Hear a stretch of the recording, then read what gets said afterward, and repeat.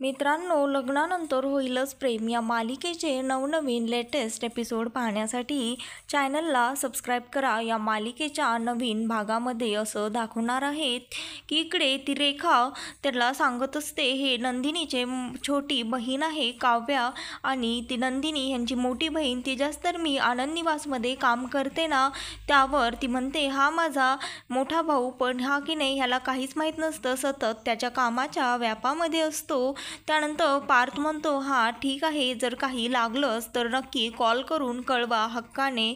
त्यानंतर तो म्हणतो हो, आणि तेवढ्यातच त्याला कॉल येतो, त्यामुळे तो तिथनं निघून जातो. त्यानंतर ती रेखा जरा टेन्शनमध्ये असते, कारण त्यांच्याकडे एवढे पैसे नसतात. त्यावर पार्थ आणि काव्या तिला विचारतात, काय झालं रेखाताई, तुम्ही जरा टेन्शनमध्ये दिसत आहात. त्यावर ती म्हणते, नाही नाही काही नाही. त्यावर तो म्हणतो, पैशाचा प्रॉब्लेम आहे का. त्यावर ती म्हणते नाही. तर तो म्हणतो, मला तुमच्या चेहऱ्यावर साफ कळत आहे की पैशांचाच प्रॉब्लेम आहे, पण तुम्ही काळजी करू नका, तुमच्या अकाउंटला मी काही रक्कम पाठवतो. त्यावर ती म्हणते नाही. तर काव्या तिला म्हणते, काय झालं, तुम्ही आम्हाला तुमचे समजत नाही आहात का. आमच्याच्याने जेवढं शक्य होईल तेवढी मदत आम्हाला करू देत, असं ती काव्या म्हणते. आणि त्यानंतर तो पार्थ काव्याला म्हणतो, काव्या लगेच यांच्या अकाउंटला पैसे ट्रान्सफर करा. त्यानंतर तसं म्हणून तिच्या हातामध्ये मोबाईल त्या काव्याला तो देतो. त्यानंतर काव्या तिला म्हणते, तुम्ही आनंद निवासमध्ये काम करताना मग तुमच्या नंदिनी मॅडमचीच मी लहान बहीण असते. या जाग्यावर जर नंदिनी मॅडम असत्या तर त्यांनी काय केलं असतं, मदत केलीच असती ना. मग मी त्यांचीच बहीण आहे. तुम्ही कसलाही मनामध्ये शंका बाळगू नका आणि तुम्ही ह्याचं प्रेशरही घेऊ नका. सांगा तुमचा नंबर, असं म्हणून ती नंबर सांगते. आणि त्यानंतर काव्या तिला ती अमाऊंट पैशाची पाठवून देते. त्यानंतर ती रेखा त्या दोघांना म्हणते, तुमचे खरंच खूप मनापासून आभार, धन्यवाद, असं ती त्या दोघांना म्हणते. त्यानंतर ते दोघे म्हणतात, चला आता आम्ही येतो, उशीरही फार झाला आहे, आणि काही गरज लागलीच तर हक्काने कॉल करा, असं म्हणून ते तिथनं निघून जातात. आणि त्यानंतर इकडे ती नंदिनी दीपकला भेटण्यासाठी जेलमध्ये आलेली असते. आणि त्यानंतर तो म्हणतो, आता तू इथे का आली आहे, मला माहीत आहे तुझं माझ्याकडे काय काम आहे, कारण आत्ताच इथे वसुताई येऊन गेल्या होत्या आणि त्यांनी मला सांगितलं आहे मी तुझ्या विरोधात खोटी साक्ष द्यावी. हे ऐकून नंदिनीला शॉक लागतो. आणि त्यानंतर तो म्हणतो मी त्यांना साफ नकार दिला, कारण तुझ्या नादी लागल्यास काय होतं हे मला चांगलंच माहीत आहे, असं तो नंदिनीला म्हणतो. आणि त्यानंतर तो म्हणतो, मागच्या वेळेस जीवाने आणि माझी काय पार्थने हालत केली होती, मी विसरलो नाहीये. त्यावर ती म्हणते, खरं तर त्या दोघांनी असा कायदा हातामध्ये घ्यायला नको होता. त्यावर तो म्हणतो, हो ते तर आहेच, पण काय फायदा. त्यावर ती म्हणते, खूप मारलं ना त्यांनी तुला. त्यावर तो म्हणतो, तुला माझी काळजी वाटते. त्यावर ती म्हणते, तू वाईट नाहीयेस, मला माहीत आहे, तू माणूस म्हणून खूप चांगला आहेस, पण तुझी प्रेम व्यक्त करण्याची पद्धत फार चुकीची होती, असं ती त्याला सांगते. त्यानंतर ती त्याला असं देखील म्हणते की तू ज्या वेळेस आनंद निवासमध्ये काम करत होतास त्यावेळेस तू जे काही चांगले कामं केले आहेस ते मी आणखी विसरलेले नाहीये, कारण एखाद्याच्या एका चुकीमुळे त्याने 100 चांगली कामे केलेली विसरू नये, असं मला माहीत आहे. त्यानंतर ती म्हणते, पण माझं एक तुझ्याकडे आणखी काम आहे, करशील का. त्यावर तो म्हणतो, मी तुझं नक्कीच ते काम करेन, पण माझी एक अट आहे. त्यावर ती विचारते, काय. तर तो म्हणतो, जर मी तुझं विरोधामध्ये नाही तर तुझ्यासोबत तुझी साक्ष दिली त्या वसुहत्यांच्या विरोधामध्ये, तर तू मला इथनं बाहेर काढशील का, कारण मला आता नवीन सुरुवात करायची आहे नंदिनी, आणि मी इथनं बाहेर पडल्यास तुला त्रास देणार नाही, कारण मला माहीत आहे तू तुझ्या आयुष्यामध्ये खूप पुढं गेली आहेस आणि मला देखील माझ्या आयुष्याची नव्याने सुरुवात करायची आहे, नव्याने पाठी गिरवायची आहे. मी एखादी चांगली मुलगी बघून लग्न करणार आहे. बोल, मला इथनं तू सोडवशील का, ही केस मागे घेशील का, असं तिला म्हणत असतो. आणि म्हणतो, मी तुझ्याकडे हात जोडून विनंती करत आहे, मला इथनं बाहेर काढ, कारण जेव्हापासनं मला जेल झाली ना, घरच्यांनी तर माझ्याकडे पाठच फिरवलेली आहे, असं म्हणून म्हणून तो रडतो आणि त्यानंतर ती म्हणते ठीक आहे, सध्या तर मी तुला आजची आज जेलमधनं बाहेर नाही काढू शकत, कारण डॉक्युमेंटली असं व्हायला फार टाईम लागतो, वेळ लागतो. त्यानंतर तो म्हणतो मग असं असेल तर मी तुझ्या घरी येऊन तुझ्यासोबत साक्ष कशी देऊ शकेल. त्यावर ती म्हणते मी काही होतं का, वकिलांना बोलून बघते. आणि त्यानंतर ती म्हणते ठीक आहे, आजच्या आज तुला बेल तर मी मिळवून देऊ शकते. त्यानंतर तो म्हणतो ठीक आहे, पण त्यानंतर तुला मला इथनं केस मागे घेऊन ही केस मागे घेतल्यानंतर मला इथनं बाहेर काढावं लागेल. त्यावर ती म्हणते ठीक आहे.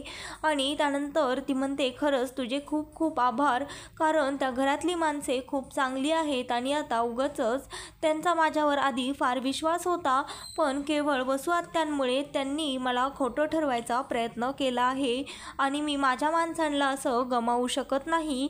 त्यानंतर तो म्हणतो मी समजू शकतो नंदिनी, तू काळजी करू नको, मी नक्कीच तुझ्यासोबत येईल आणि वसू आत्यांनी जे काही केलं ते सर्व घरी खरं सांगेन, फक्त तुम्हाला इथनं बाहेर काढ. त्यानंतर ती ठीक आहे म्हणते आणि लगेचच तिथे पोलीस येतो आणि तो म्हणतो की आता बोलण्याचा टाईम संपला आहे. असं म्हणून तो दीपक म्हणतो मी येतच आहे. त्यानंतर तो दीपक त्या नंदिनीशी बोलून तिथनं जातो आणि त्यानंतर ती नंदिनी त्या दीपकला म्हणते मला माहीत आहे तू माझी मदत करशीलच असं मला वाटत होतं, कारण तुझ्यातला चांगुलपणा आणखीनही जिवंत आहे.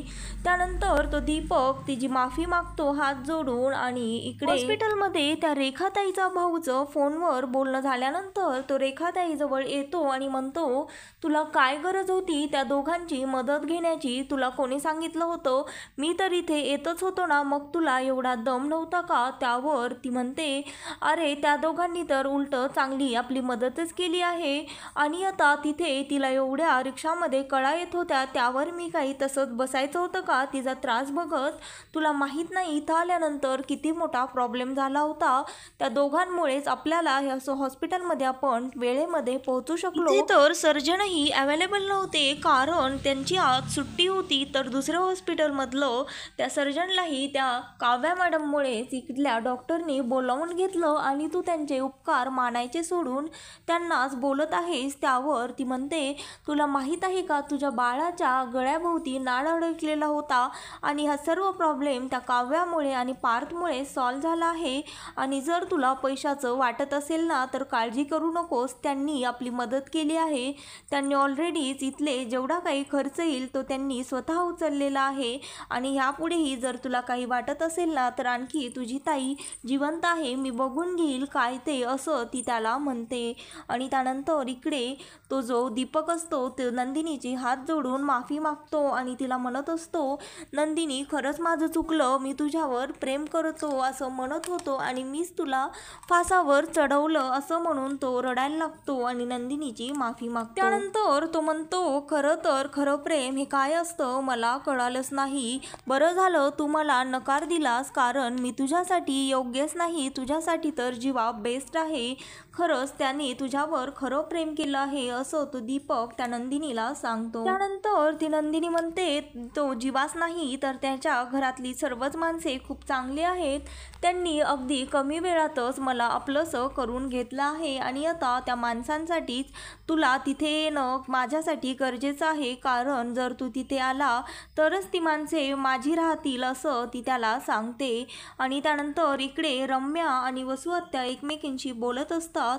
ती रम्या त्या वसू आत्यांना म्हणते आई ती नंदिनी पुरावे आणणार तर नाही ना असं तिला विचारते. त्यावर ती म्हणते आता तिच्याकडे फक्त 4च तास उरलेली आहेत आणि ती काय पुरवणार आहे असं या 4 तासांमध्ये, तू काळजी करू नको, ती तर आता ह्या घरातनं लवकरच बाहेर पडणार आहे. त्यानंतर वसू आत्या त्या रम्याला सांगत असतात तिच्याकडे इनमीन 2च पत्ते आहेत आणि मी त्या दीपकलाही सांगून आले आहे. आणि राहिला पिहूचा प्रश्न, तर आता पिहूचं तोंड तर मी त्या ॲनिव्हर्सरीच्या दिवशीच बंद केलं होतं आणि हे सर्व ऐकते. आणि त्यानंतर मंजू तिथे येते आणि तिला म्हणते तुला लाज वाटली नाही का ग ताई, तो असं करताना निदान ती लहान आहे याचा तरी तू विचार करायला हवा होतास असं ती म्हणते.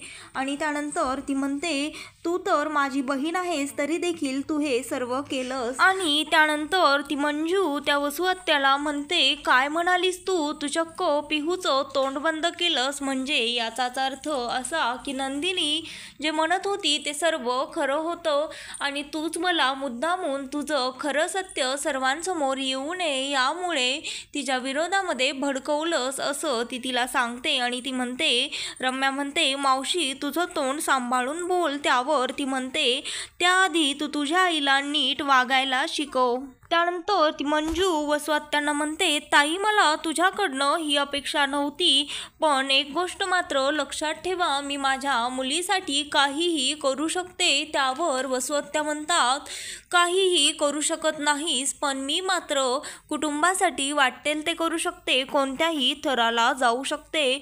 हो, मीच त्या नंदिनीला दीपकला हाताशी धरून लग्नातनं किडनॅप केलं होतं, पण एक गोष्ट मात्र लक्षात ठेव, तू जसं तुझ्या मुलीसाठी वाटेल ते करू शकतेस ना, तसंच मी देखील माझ्या मुलीसाठी वाटेल ते करू शकते, कोणत्याही थराला जाऊ शकते आणि हे सर्व मी रम्यासाठीच केलेलं आहे असं ती त्या मंजूला सांगते. त्यानंतर इकडे त्या नंदिनी त्या दीपकला सोडवण्यासाठी वकिलांना तिच्या फोन करते आणि त्याच्यानंतर त्याच्या बेलची याचिका त्यांच्याकडे देते. त्यानंतर इकडे वसुहत्या मंजूला सांगत असतात, तू जसा तुझ्या मुलीवर जीव ओततेस ना, तसाच मी देखील माझ्या मुलीवर जीव ओतते आणि हे सर्व मी रम्यासाठीच केलं आहे, पण तू मात्र तुझ्या लेकरांसाठी काहीच करू शकत नाही.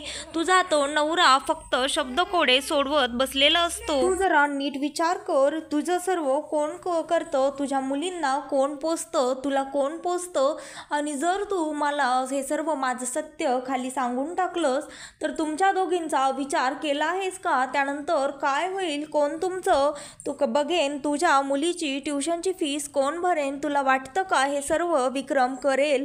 आणि एखाद्या वेळेस तो करेलही, पण मानिनी हे होऊ देईल का? ह्या सर्व गोष्टीचा तू नीट विचार कर असं तिला सांगते. आणि त्यानंतर ती म्हणते, जर का हे सर्व सत्य कळालं आणि मी जेलमध्ये गेले तर तुम्ही मात्र रस्त्यावर याल आणि जर तुला असं वाटत असेल हे सर्व होऊ नये तर तुला या सर्वांमध्ये माझी साथ द्यायला लागेल असं ती त्या मंजूला म्हणते. आणि मंजूला म्हणते, तर मग बोल, तू ठरव तुला काय करायचं आहे, देशील ना माझी साथ? त्यावर ती मंजू म्हणते, हो. आणि त्यानंतर इकडे ती मानिनी आणि जीवा दोघेही काळजीमध्ये असतात, कारण नंदिनी आणखीनही घरी आलेली नसते. त्याला मानिनी सांगत असते, तू काळजी करू नको, नंदिनी नक्कीच पुरावा आणेल. त्यावर तो म्हणतो, हो आई, माझी खात्री आहे, कारण नंदिनी खरं बोलत आहे. खरं तर मला पुराव्याची गरज नाही, पण हे सर्व ती बाबांसाठी तुझ्यासाठी करत आहे आणि मला खात्री आहे ती नक्कीच पुरावा घेऊन येईल, कारण अंधारामध्येही तिच्या खरेपणाची सावली दिसावी अशी आहे नंदिनी. त्यानंतर तेवढ्यातच तिथे काव्या आणि पार्थ दोघेही येतात. त्यावर पार्थ म्हणतो, आई काय झालं, तू काल फार टेन्शनमध्ये होतीस ज्या वेळेस तू मला कॉल केला होतास, काही झालं का घरामध्ये? त्यावर जीवा म्हणतो, हो दादा, खूप काही झालं आहे. त्यावर तो विचारतो, काय झालं? त्यावर तो म्हणतो, ते तर आपल्या चौघांच्याही बाबतीमध्ये झालेलं आहे. आणि त्यानंतर ते सर्व झालेली हकीकत त्या पार्थला सांगतो. आणि त्यानंतर तेवढ्यातच तिथे त्या रम्याचा जोराजोरात आवाज येत असतो. ती सर्वांना खाली हॉलमध्ये बोलावत असते, म्हणत असते, काव्या, पार्थ, सर्वजण, जीवा, काकू, मानिनी, मामी, मामा, खाली या. आता सर्व 24 तास संपून गेलेले आहेत आणि तरी देखील नंदिनी आलेली नाही असं म्हणून त्या काव्याच्या समोर त्या नंदिनीची बॅग फेकते आणि म्हणते, हे घे तुझ्या बहिणीची बॅग आणि तिला नेहून दे. तेवढ्यातच तिथे नंदिनी येते आणि म्हणते, आणखीन देखील 5 मिनिट बाकी आहेत. वसुहत्या आणि त्यानंतर तिच्यासोबत दीपकही आलेला असतो आणि ती म्हणते, हा आहे माझा खणखणीत पुरावा. आणि तेवढ्यातच दीपकही त्यांच्या घरामध्ये यामध्ये नंदिनीच्या मागे येतो त्या दीपकला पाहून तर वसुहत्यांच्या चेहऱ्याचा रंगच उडतो आणि त्यानंतर ती म्हणते, काय मग आत्या काय म्हणत होतात?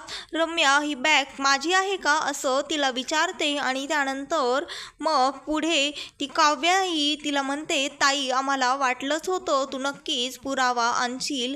तर मित्रांनो, लग्नानंतर होईलच प्रेम या मालिकेचे नवनवीन लेटेस्ट एपिसोड पाहण्यासाठी आत्ता चॅनलला लाईक शेअर आणि सबस्क्राईब मात्र नक्की करा.